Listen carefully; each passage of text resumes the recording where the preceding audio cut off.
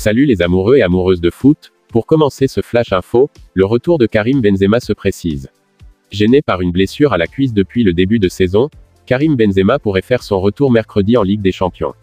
Récemment lauréat du Ballon d'Or 2022 pour sa fantastique saison passée, Karim Benzema est un peu plus à la peine dans cet exercice 2022 à 2023. Touché à la cuisse, l'international français, 97 sélections, 37 buts, n'a plus enchaîné 4 matchs consécutifs depuis début septembre, un constat inquiétant à 3 semaines des débuts de l'équipe de France en Coupe du Monde face à l'Australie. Mais ce mardi, Carlo Ancelotti s'est montré plutôt rassurant quant à l'état de forme de l'attaquant de 34 ans, qui a manqué les 3 dernières rencontres des Merengues. En conférence de presse, l'entraîneur du Real Madrid a évoqué le retour de son buteur, qui pourrait se faire dès mercredi face au Celtic Glasgow. Carlo Ancelotti déclare: « Je ne crois pas que Tchouaméni sera disponible. Benzema s'entraîne, s'il a de bonnes sensations, il sera dans le groupe. À partir de cela, il faudra choisir s'il débute ou s'il joue une partie du match. Cela dépendra de ses sensations pendant l'entraînement. Un retour ce mercredi serait de bon augure pour Benzema et les Bleus. La Coupe du Monde est plus proche que jamais et il ne reste que 3 matchs à l'attaquant de 34 ans pour reprendre le rythme de la compétition avant la grande échéance.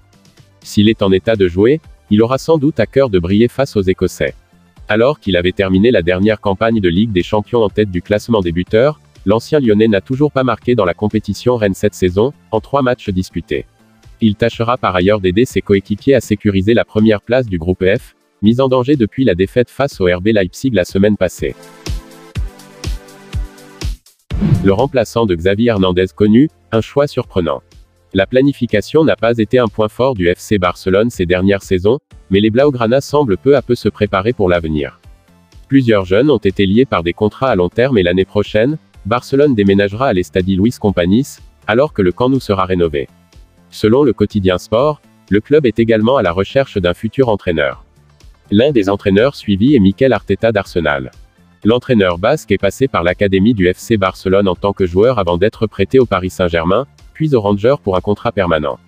En outre, Mikel Arteta a fait ses classes sous la direction de Pep Guardiola à Manchester City avant de prendre la direction d'Arsenal. Pep Guardiola est la référence à Barcelone. Actuellement, le message qui émane de Barcelone est que la confiance en Xavi Hernandez est totale, et qu'il n'y a aucune intention de faire des changements. Si le FC Barcelone devait terminer la saison sans trophée et avec un retard important sur le Real Madrid, cela pourrait changer les choses.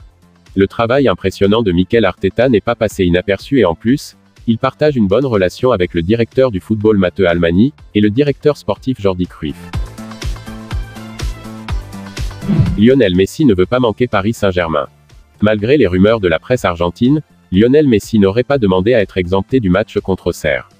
Lundi soir, la rumeur venue d'Argentine a animé la toile.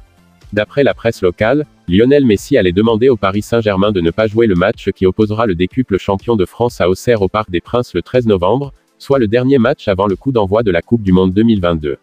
Une rumeur qui a rapidement volé en éclats puisque, ce mardi, RMC Sport a révélé que l'international argentin, 164 sélections, 90 buts, n'a jamais demandé à manquer le match face aux Auxerrois, dans le but de rejoindre son équipe nationale plus rapidement avant le mondial.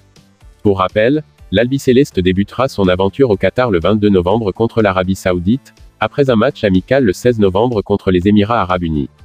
Malgré tout, Christophe Galtier pourrait décider lui-même de laisser le septuple Ballon d'Or au repos. Depuis le début de saison, l'ancien Barcelonais est le deuxième joueur de champ le plus utilisé par le technicien français, et n'a jamais débuté un match sur le banc, contrairement à Neymar et Kylian Mbappé. Il pourrait donc se voir accorder un peu de répit avant ce qui devrait être sa dernière Coupe du Monde. Replacé dans le cœur du jeu, Messi a retrouvé des couleurs cette saison, et semble enfin s'épanouir sous la tunique parisienne. Auteur de 12 buts et 13 passes décisives en 17 matchs toutes compétitions confondues, il est devenu un élément majeur du système de jeu parisien et semble plus près que jamais à briller au mondial, seul trophée qui manque à son immense palmarès, lui qui avait échoué en finale en 2014. Il lui reste donc 3 matchs avec Paris avant de s'envoler vers le golf, face à la Juventus mercredi, à Lorient dimanche et Auxerre dimanche prochain.